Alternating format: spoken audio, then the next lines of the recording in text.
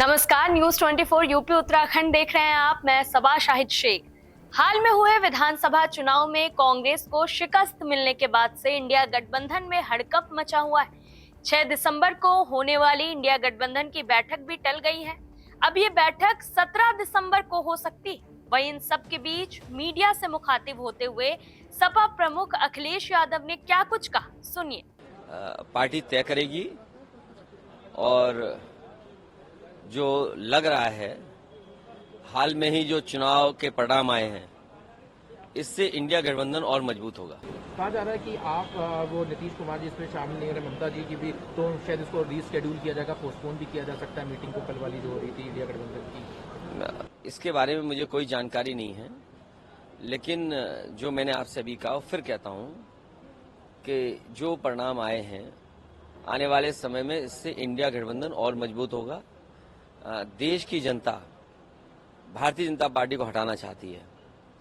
अगर यही मानक हम मान लें कि लोग परिवर्तन चाहते थे, जिन प्रदेशों में सरकार बदली है और मध्य प्रदेश के अलावा मध्य प्रदेश की परिस्थितियां दूसरी रही, मध्य प्रदेश में दूसरे तरह का अगर गठबंधन होता तो परिणाम दूसरा भी हो सकता था। लेकिन जो परिणाम इन प्रदेशों से आए हैं, जनता परिवर्तन चाहती है, तो बीजेपी के लिए ये चिंता का विषय होना चाहिए कि जो सरकार में है उनसे जनता नाराज है या जनता ने परिवर्तन के लिए वोट दिया है, तो आने वाले समय में भी परिवर्तन का वोट पड़ेगा, तो ये चिंता का सवाल बीजेपी के लिए है। प्रधानमंत्री तो कह रहे हैं, कल उन्होंने अपने सेशन में भी, विंटर पार्लियामेंट में भी कहा कि ये जो जनता है 2024 में फिर से सरकार बनाएगी, और उन्होंने आज सुबह ट्वीट किया है कि जो साउथ और नॉर्थ का डिवाइड कर रहे हैं, कहा है ये 70 साल से विभाजन की सोच जो थी वो खत्म नहीं होगी और ये इस तरह से भारतीय जनता पार्टी जीतती आएगी। दक्षिण के लोग उत्तर भारत से कितना प्रेम करते हैं या उत्तर के भारत के लोग और दक्षिण भारत के कितने मिले जुले हैं, ये भावना, ये भाषा किसी भी नेता की नहीं होनी चाहिए। पूरा देश एक है। जो कोई भी इस तरह की बात कर रहा है वो, मैं समझता हूं, वो भारत को नहीं समझता।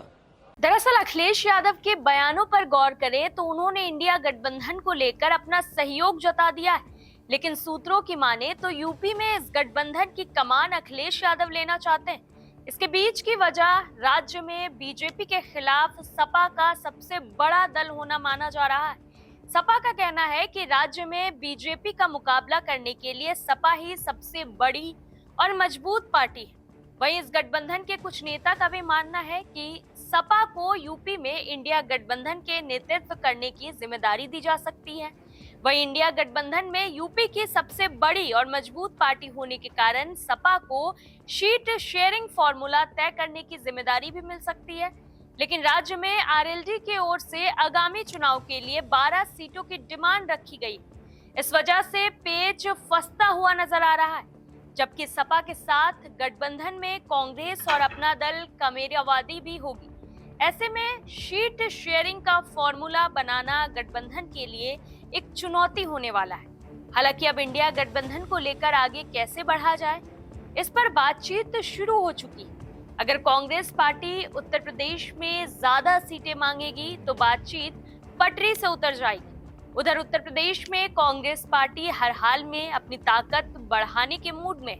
खैर, सियासत तो यही कहती है कि 2024 के लिए विपक्ष का गठबंधन तो होगा, लेकिन कांग्रेस पार्टी को शायद उत्तर प्रदेश में इस गठबंधन के लिए कई बातों पर समझौता करना पड़ सकता है। फिलहाल के लिए इतना ही। देखते रहिए न्यूज 24 यूपी उत्तराखंड।